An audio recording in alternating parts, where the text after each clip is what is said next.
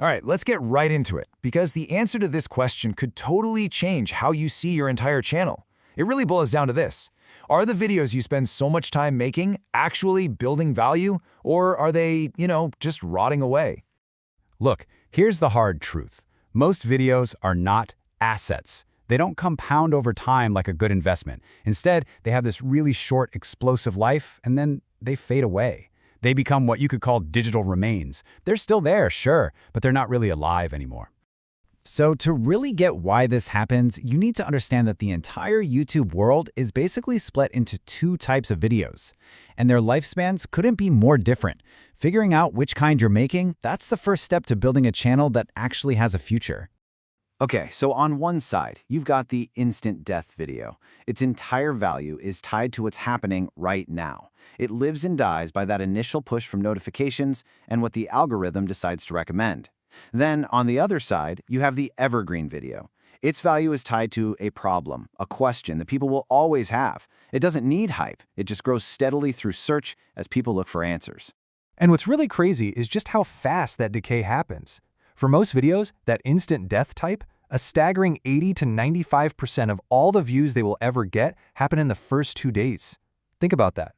After 48 hours, they're pretty much done. It's a sprint, and then it's over. And this whole system, this rapid decay, leads to a huge problem. It's a trap, really, that almost every single creator falls into. It's what leads to that feeling of burnout, of constantly being on a treadmill and going nowhere. The data on this is, well, it's pretty shocking. An estimated 99.5% of creators are stuck in this loop. They think they're building a lasting library, a real asset, but they're using videos that are literally designed to be disposable. It's like trying to build a brick house out of ice. It's just not going to work. And this all happens because of a few really common mistakes. The biggest one? Just assuming every video is an asset. That leads people to just pump out content without ever stopping to see what's actually working long-term. Then they use the wrong report card, like freaking out when an evergreen video doesn't get 1 million views in its first day. It's a recipe for making bad decisions. So here's the million-dollar question, right? How do you get out of that 99.5%? How do you stop building a digital graveyard and start building a digital library that actually grows in value? How do you become part of that tiny group that gets it right? Well, the good news is, it's not about luck or some secret algorithm hack. It's about having a system. And that's what this is, the Evergreen Blueprint. It's a clear, 3-step process for making videos that are actually built to last. Okay, step 1. You have to stop guessing and start looking at the data. Go back to your last 30 videos and for each one, calculate what we're calling the longevity ratio. It's super simple. Just take the views it got after day 30 and divide that by the views it got in the first 2 days. This one little number tells you the real story of your video's life.